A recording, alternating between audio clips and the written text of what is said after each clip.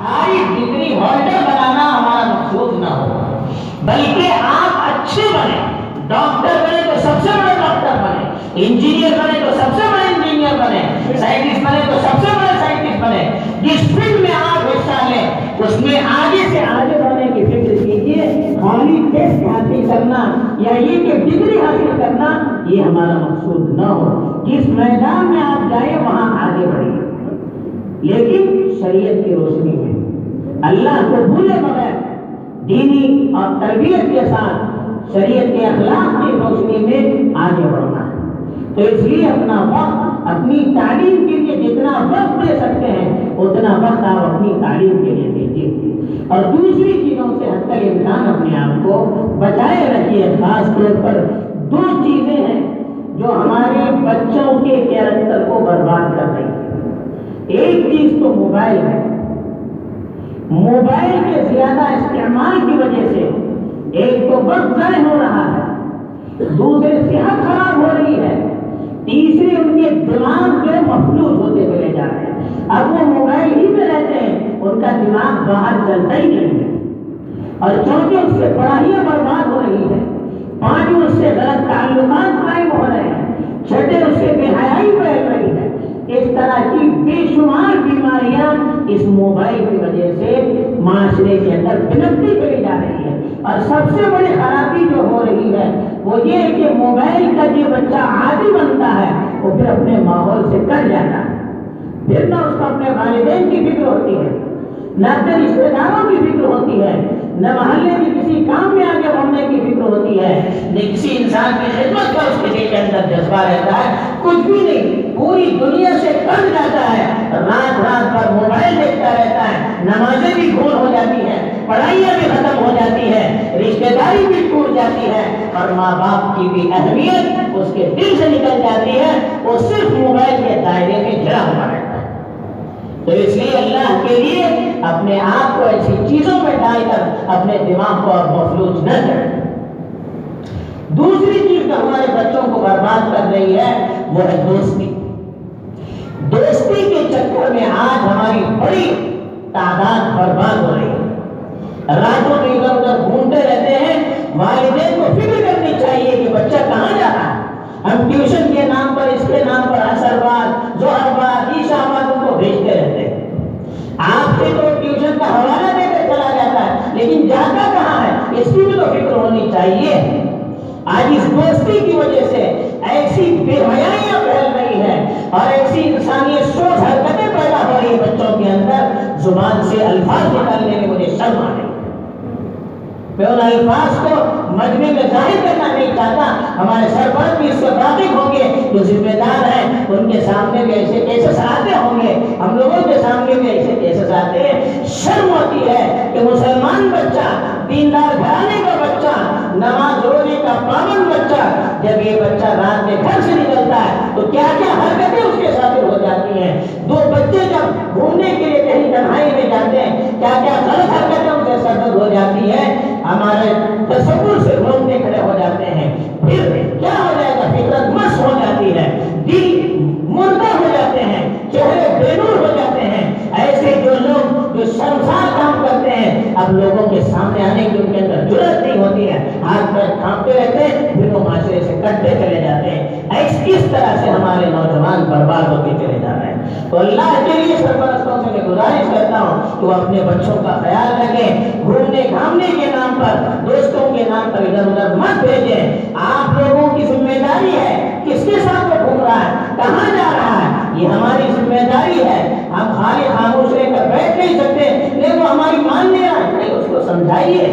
ہر چیز کا علاج ڈنڈا نہیں ہے، ہر چیز کا علاج گالی نہیں ہے، اس کو محبت سے سمجھائیے، پیار سے سمجھائیے۔ ایک مرتبہ نہیں مانتا، دوسری مرتبہ سمجھائیے، تیسری مرتبہ سمجھائیے، محبت ان کے دل میں پیدا کیجیے، ہمدردی اس کے دل میں پیدا کیجیے۔ بچے کو جب یہ معلوم ہو جائے گا میرے ماں باپ میرے ہمدرد ہیں، میرے ماں باپ میرے خیر خواہ ہیں، تب پھر وہ ان کی بات ماننے کے لیے تیار ہو جاتے ہیں۔ آج ہوتا یہ ہے کہ بچپن سے ان کی رسی ڈھیلی چھوڑ دی جاتی ہے، جب ہاتھ پار کرنے لگتا ہے تو پھر اس پر شکنجہ کسنے کی کوشش کی جاتی ہے، اس پر دباؤ ڈالا جاتا ہے، ڈانٹ ڈپٹ کر اس کو اس سے باندھ رکھنے کی کوشش کی جاتی ہے، نتیجہ یہ ہوتا ہے کہ وہ بچہ باغی بن جاتا ہے، پھر ماں باپ کو دھمکی دینے لگتا ہے اگر آپ ایسا کریں گے میں بھاگ جاؤں گا۔ کرے گا وہ، کیوں؟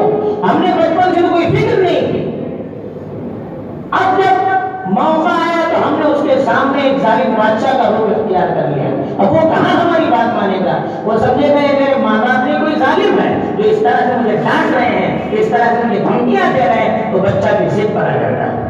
تو اس لیے محبت پیار سے سمجھائیے، اور ابھی وہ آپ کے ہاتھ سے نکلا نہیں ہے، ابھی سے ان کو محبت اور پیار کے ساتھ اپنے کنٹرول میں رکھنے کی کوشش کیجیے، اپنے گھر کے اندر ایسا ماحول ان کو دیجیے کہ وہ گھر میں مشغول رہے، باہر جانے کی ان کو فکر نہ ہو، اور رات میں عشاء کے بعد تو اللہ کے لیے ان کو باہر نہ بھیجیے۔ میں بچوں سے بھی کہوں گا کہ آپ لوگ اس طرح کے دوستوں کے ساتھ بھی نہ رہیے، دیکھیے آپ کتنی برائیاں آپ کے اندر آ جائیں گی، یہ انسان کی فطرت ہے، آپ چاہے کتنے دیندار، کتنے اچھے اخلاق آپ بڑے بچوں کے ساتھ رہیں گے، ان کی برائیاں آہستہ آہستہ آہستہ آپ کے اندر بھی آتی چلی جائے گی۔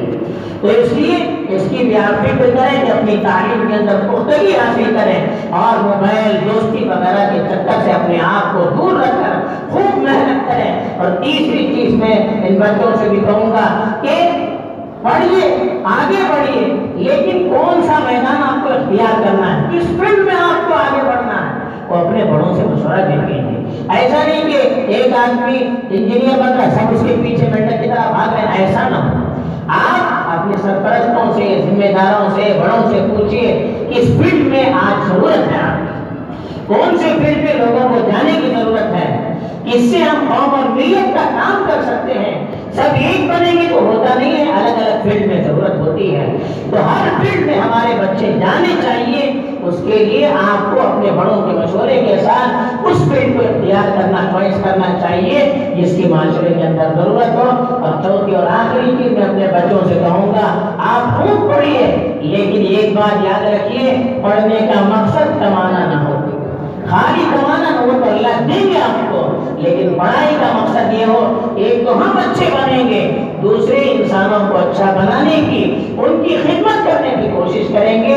یہ ہمارے دل کے اندر جذبہ ہونا چاہیے، جو دوسروں کی خدمت کرتا ہے دنیا اس کو یاد رکھتی ہے، جو اپنی فکر کرتا ہے دنیا اس کو گالی دیتی ہے۔ تو آپ یہ سوچیں ہم بھی اچھے بنیں گے، دنیا والوں کو بھی اچھا بنائیں گے، دنیا والوں کی ضرورتوں کو پورا کریں گے، سب کے کام آئیں گے، سب کے دکھ درد میں شریک ہوں گے، یہ ہمارا اپنا مقصد ہے، یہ اس کو اپنا مقصد بنانا چاہیے۔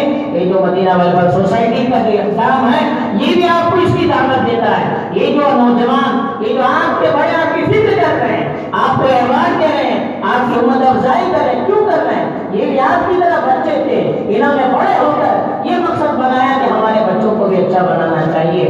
یہ لوگ آپ کی فکر کر کے آپ کو آگے بڑھانے کی کوشش کر رہے ہیں۔ آپ دنیا سے ہر آدمی تو رہتا نہیں ہے، جب بڑے چلے جائیں گے ان کی جگہ پر آپ بڑے ہو جائیں گے، آپ کو بھی بڑے ہو کر یہی کام کرنا چاہیے، اپنی بھی فکر کرنی چاہیے، اپنی سوسائٹی اور ماحول کی خدمت کی بھی فکر کرنی چاہیے۔